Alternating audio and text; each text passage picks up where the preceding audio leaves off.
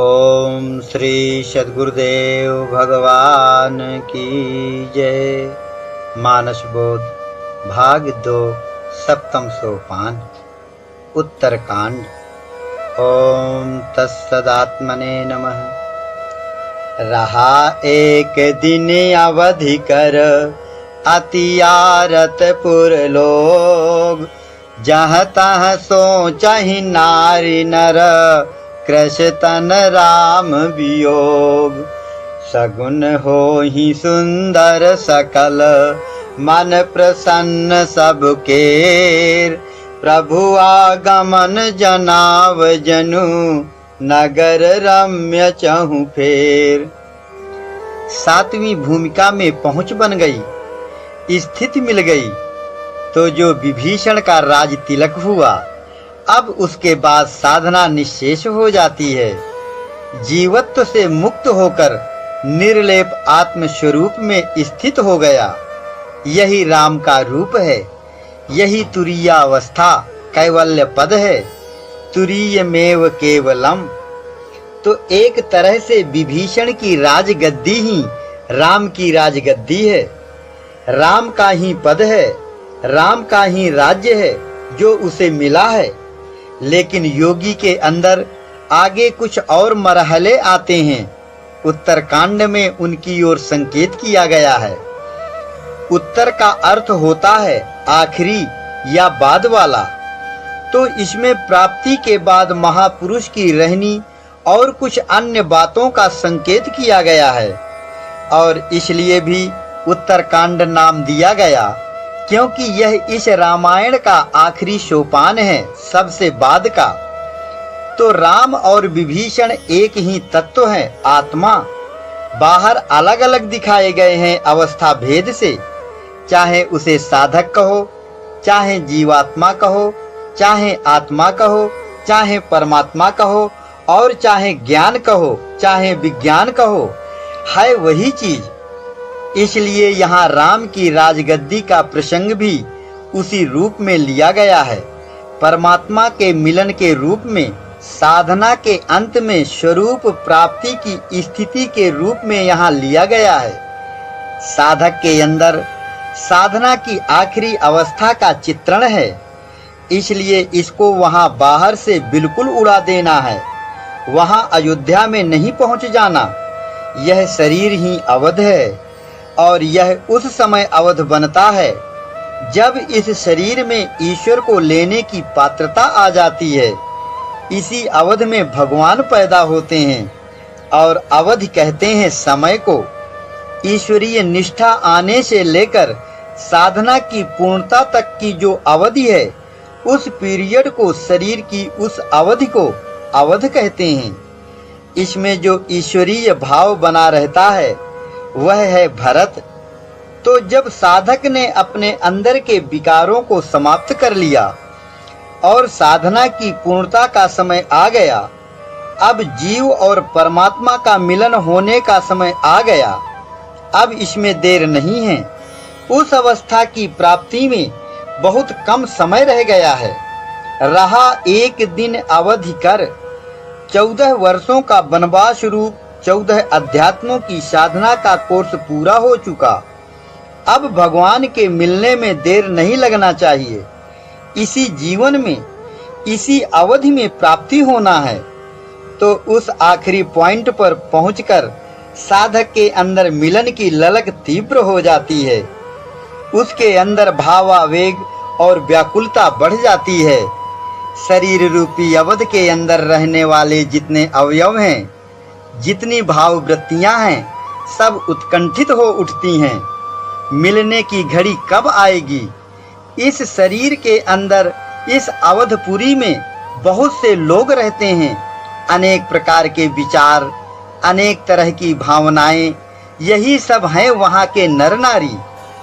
सब में रुचि बनती है कि मिलन हो, हमारा उद्धार हो जाए, यह जीवात्मा परमात्मा में एकाकार हो जाए। ऐसी आतुरता जो उस अवस्था में साधक के अंदर आती है, उसी का चित्रण इसमें किया गया है। ऐसी कंडीशन अगर तुम्हारी बन जाए तब समझ लो कि अब ठीक है, इस शरीर के अंदर तीव्र लगन जाग जाए परमात्मा के लिए, प्रेम उमड़ने लगे, पात्रता आ जाए, ये इंद्रियां, अधिभूत, अधिदैव, अधियज्ञ जितने इस शरीर के चलाने वाले हार्मोन्स हैं इसके अंदर, वे सब तैयार हो जाएं और उत्कंठित हो उठे मिलने के लिए कि अब हमारे राम आने ही वाले हैं, उन्हें पाकर हम सब कृतार्थ हो जाएंगे। ऐसे ये सब अवधवासी अत्यंत आर्त भाव से प्रतीक्षा में खड़े हैं। अति आरत पुर लोग और सगुन हो ही सुंदर सकल। योगी को अंदर से अनुभूति मिलने लगती है कि अब प्राप्ति का समय आ गया है। संकेत मिलने लग जाते हैं। वह समझ जाता है कि अब हम इस स्थिति में आ गए कि चेतन का प्रतिबिंब हमें मिलने वाला है। तो उस चेतन के प्रतिबिंब को प्राप्त करने के लिए अंदर से ललक उठता है, आतुर हो उठता है। जैसे ऋतु काल में स्त्री गर्भाधान के लिए तैयार होती है और पुरुष के संयोग से गर्भाधान हो जाता है, तो उस तीव्र लगन की स्थिति में साधक की बुद्धि ऋतु से भर जाती है। महर्षि पतंजलि कहते हैं, ऋतंभरा तत्र प्रज्ञा। साधक की बुद्धि ऋतंभरा हो जाती है तो परमात्मा को अपने गर्भ में ले लेती है। भगवान अंदर प्रादुर्भूत हो जाते हैं। ऐसा वो समय अब आ गया है कि संकेत मिलने लगे। अंदर से खुशहाली आती है और नगर रम्य चहुफेर। शरीर के अंदर इंद्रियों को देखें, अंतःकरण को देखें, सब में रमणीयता आ गई है। ये सब विषय रूपी मलिनता को त्याग चुके हैं। ईश्वरीय धर्मों को धारण करने से रमणीय बन गए हैं। ईश्वर का मनन निरंतर हो रहा है। बुद्धि को परमात्मा ने आच्छादित कर लिया है।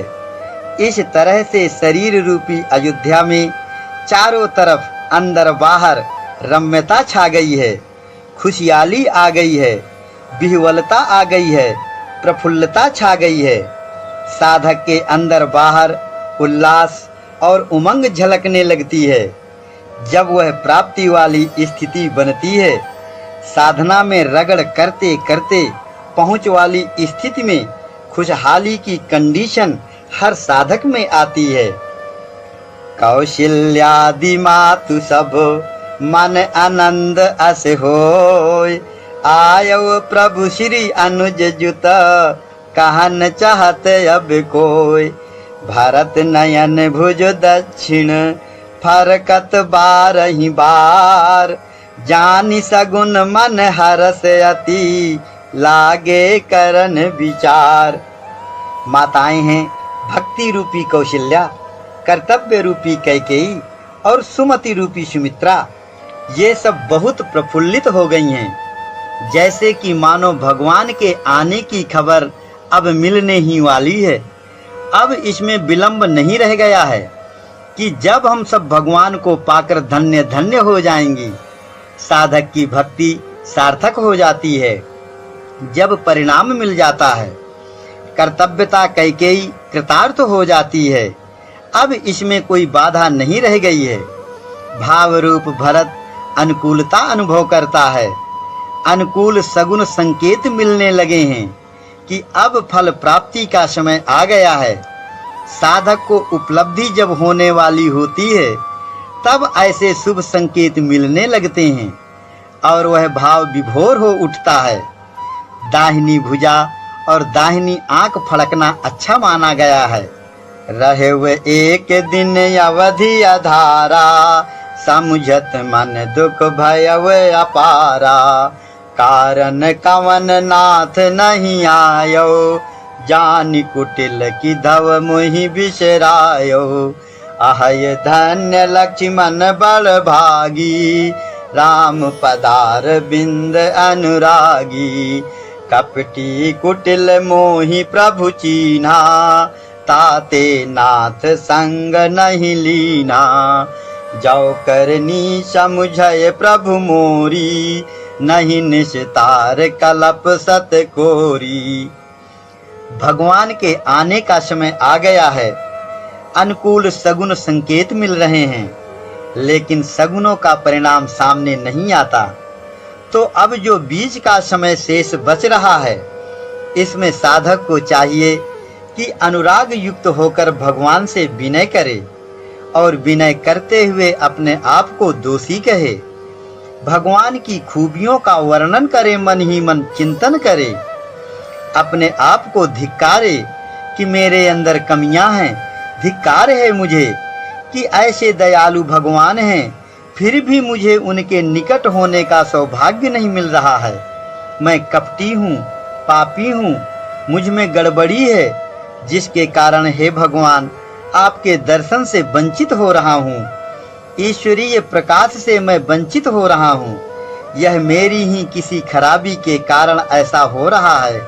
हे भगवान, आप क्षमा के सागर हैं, आप कृपा के सागर हैं। मैं महान पापी और कुटिल हूँ। ऐसे खूब ग्लानि करके करुणा भाव से मन ही मन भगवान से रोना चाहिए। ऐसा करने से अपनी जो दूरी है भगवान से, वह कम हो जाती है।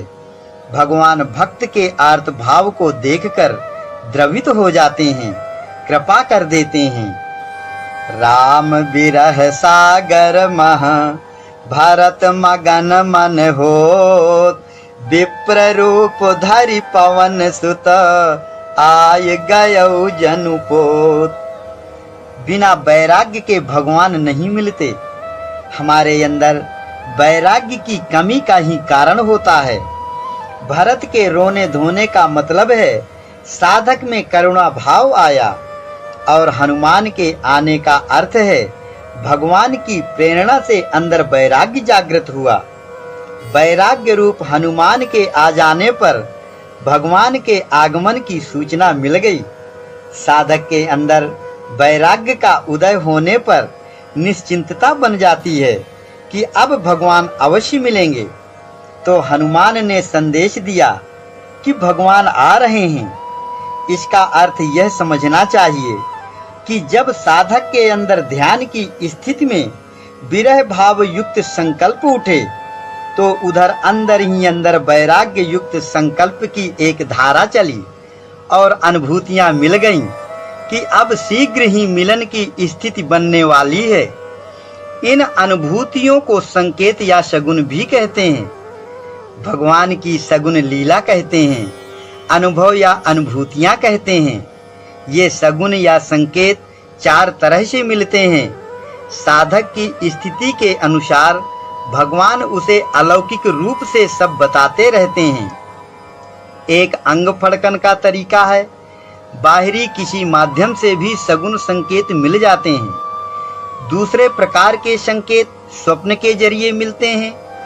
तीसरे सुषुप्ति या ध्यान की अवस्था में संकल्प स्तर से विचार स्तर पर अनुभूतियां मिलती हैं। चौथे प्रकार के संकेत को आकाशवाणी कहते हैं, आत्मा की आवाज है वह। तो यहाँ इस प्रसंग में विचार स्तर की अनुभूतियों की बात लिखी गई है।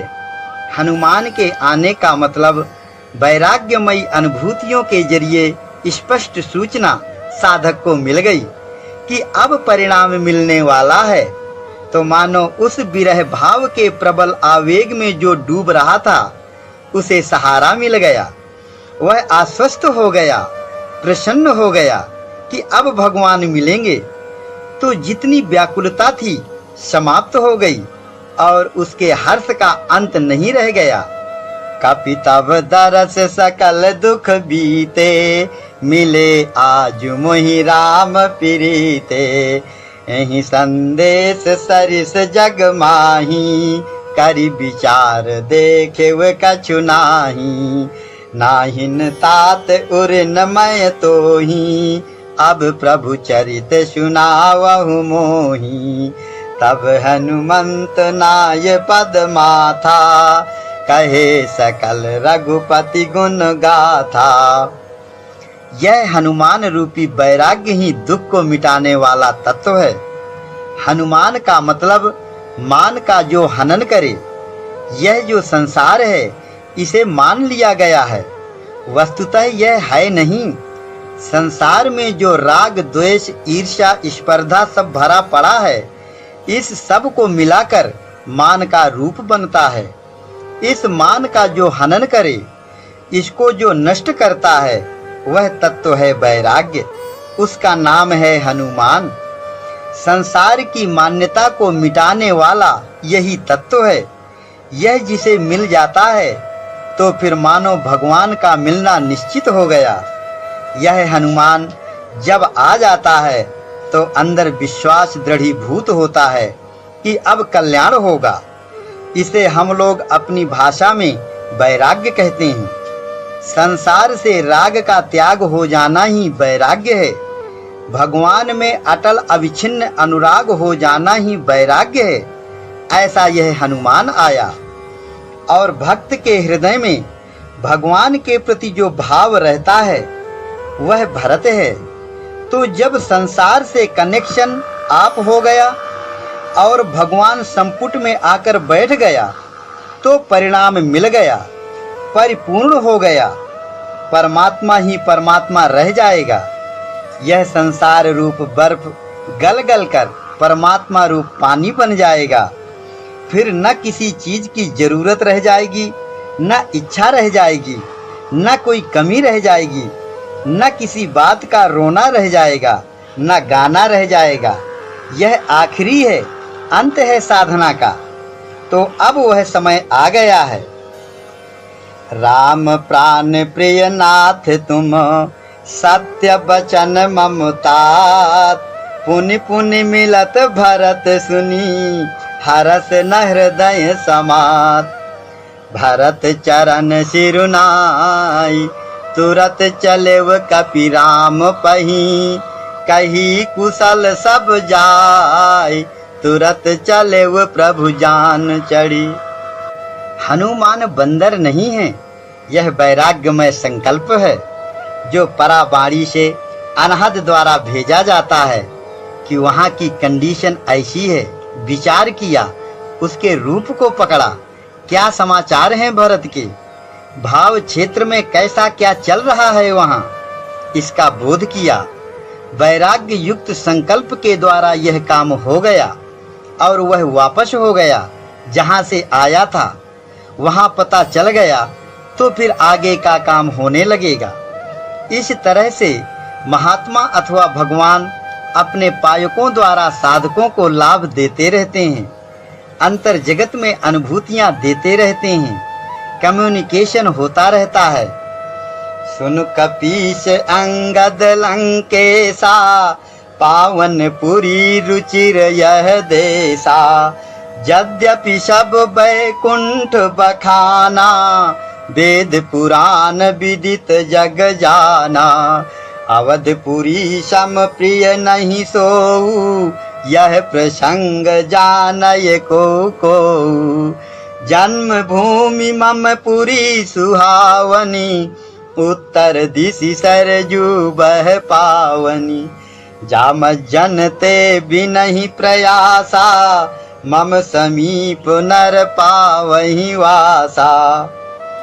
वेद, पुराण, शास्त्र सब वैकुंठ इत्यादि श्रेष्ठ धामों का वर्णन करते हैं, लेकिन यह अवध अलौकिक धाम है। यह शरीर रूपी अवध मुझे सबसे अधिक प्रिय है, लेकिन इस बात को सब लोग समझते नहीं हैं। यह प्रसंग जानई को इसे वही जानते हैं जो उसे प्राप्त करते हैं। तो यहाँ जो यह अवध की तारीफ की गई है, यह इस शरीर की तारीफ है, क्योंकि यह शरीर ईश्वर से भेंट कराने के लिए मिलता है। मानव तन के रूप में एक अवसर, एक समय, एक अवधि मिली है। इसी अवधि में परमात्मा को प्राप्त किया जा सकता है। यही वह अवधपुरी है जहाँ भगवान अवतरित होता है। इसलिए इसकी महिमा सबसे बढ़कर है। 84 लाख योनियों में मानव तन ही एक ऐसा है जिसमें भगवान की प्राप्ति हो सकती है। इसलिए इसे इतना महत्व दिया है। सुर दुर्लभ सद ग्रंथन गावा। तो जब जिस शरीर में परमात्मा का आगमन होता है, तब उसके अंदर का माहौल ऐसा ही होता है। जैसा यहाँ बताया गया है। जैसे पूर्णिमा के चंद्रमा को देखकर समुद्र में तरंगे उठती हैं, वैसे ही इस शरीर के अंदर जब भगवान आते हैं तो जितने अवयव इसमें हैं वे सब प्रफुल्लता से भर जाते हैं। जितनी इंद्रियां, लंग्स, नर्व्स, ये सब नाड़ियां हैं, खुशी की तरंग रग रग में आ जाती है। सब आनंद से आप्लावित होकर उमड़ पड़ती हैं। जब साधक को जीवन का चरम लक्ष्य मिल जाता है, उसका मानव तन में जन्म लेना सार्थक हो जाता है। उसके अंदर आनंद सिंधु सुख राशि राम उदीयमान हो गया है, इसलिए उसका रोम रोम प्रफुल्लित हो जाता है। इससे अच्छा समय, इससे उत्तम कोई धाम या इससे बड़ा और कोई पद, कोई डिग्री अथवा इससे ज्यादा कोई महत्वपूर्ण उपलब्धि नहीं है। इस तरह से यह मनुष्य शरीर ही अवध कहा जाता है। इसी में भगवान से भेंट होती है, इसी में भगवान प्रादुर्भूत होते हैं। जन्म भूमि मम पुरी सुहावनी, भगवान कहते हैं मैं यहाँ इस अवधपुरी में जन्म लेता हूँ। इस शरीर रूपी अवध में सुग्रीव, अंगद, विभीषण, हनुमान, तुम सब लोग सुनो, यही मेरी सुहावनी जन्म भूमि है। मैं यहीं जन्म लेता हूँ, दूसरी जगह पर भूल कर भी मेरा जन्म नहीं हो सकता। जो अन्यथा मानते हैं वे गफलत में हैं। मैं अवध के अलावा कहीं और जन्म नहीं लेता। मतलब यह है कि भगवान अगर किसी को मिलते हैं तो आत्मा रूप से मनुष्य शरीर में ही मिलते हैं। मानव योनि में ही साधना बन सकती है। साधन धाम मोक्ष कर द्वारा इसे कहा गया है। तो जन्म भूमि मम पुरी सुहावनी, उत्तर दिश सरजू बह पावनी। उत्तर ऊपर शरीर के अंदर वह पावन श्वासा रूपी सरजू बह रही है। जा मज्जन ते बिनहि प्रयासा, मम समीप नर पावहि वासा। तो अगर इस श्वासा रूपी सरजू में कोई अपने मन को मज्जन करा ले, स्नान करा ले, श्वास जप में मन को निमग्न करके उसे निर्मल बना ले, खूब तन्मयता से अजपा जप करे, तो बिना परिश्रम के मुझ भगवान को प्राप्त कर सकता है, मेरे समीप निवास पा सकता है, परमात्मा में एकाकार हो सकता है। भगवान कहते हैं कि वह मेरे परम पद को, मेरे स्वरूप को प्राप्त कर लेता है, मेरे जैसा बन जाता है, मेरा जैसा ऐश्वर्य पा जाता है। सारूप्य, सामीप्य, सालोक्य, सायुज्य, इन चारों डिग्रियों को प्राप्त कर लेता है। आत्मानुभूति की स्थिति जिस शरीर में बनती है वह महात्मा भगवान का रूप बन जाता है। उसके शरीर के सारे अवयव और उनकी गतिविधियों में भगवान की अनुकूलता आ जाती है। तो अब यह जो राम को 14 वर्षों का वनवास था वह पूरा हो गया। 14 अध्यात्मों की 10 इंद्रियों और मन, बुद्धि, चित्त, अहंकार, इन 14 की साधना पूरी हो चुकी है। इसके पहले वनवास का कार्यक्रम चलता है और यह दुर्गुणों को नष्ट करने के लिए उपाय भूत साधना का स्वरूप होता है। सद्गुणों की विजय हो जाती है, तब इस जीव रूपी विभीषण का उद्धार होता है। यह जो काम, क्रोध, लोभ, मोह के बीच फंसा हुआ है हर आदमी के भीतर, इसको मुक्ति मिल जाती है, इसका कल्याण हो जाता है, परवश से स्ववश हो जाता है, राजा बन जाता है, ईश्वर का स्वरूप बन जाता है, जीव कोटि उसकी हट जाती है और जिन्होंने इसको परवश बना लिया था उन सब को नष्ट कर दिया जाता है। यही साधक का परम ध्येय और साधना का परिणाम है। तो लंका कांड का प्रसंग साधना की 6वीं भूमिका में आता है। जब साधक स्थूल पदार्थों का अभाव करके संकल्प क्षेत्र की प्रक्रियाओं में आकाशवत रहता है, उस अवस्था को कहते हैं पदार्थ अभावनी। अब 7वीं भूमिका तुर्यगा में प्रवेश कर रहा है साधक। प्रकृति के सर्कुलेशन से ऊपर उठ गया, गुणातीत अवस्था में पहुंच गया। अब साधना का अंत है यह उत्तरकांड। इस अवस्था में सारे प्रश्नों के उत्तर, सारी समस्याओं शंकाओं का समाधान स्वतः हो जाता है। इसलिए यह उत्तरकांड कहा जाता है। आखिरी है यह। हर साधक को इस मुकाम तक पहुंचना है। ओम श्री सद्गुरुदेव भगवान की जय।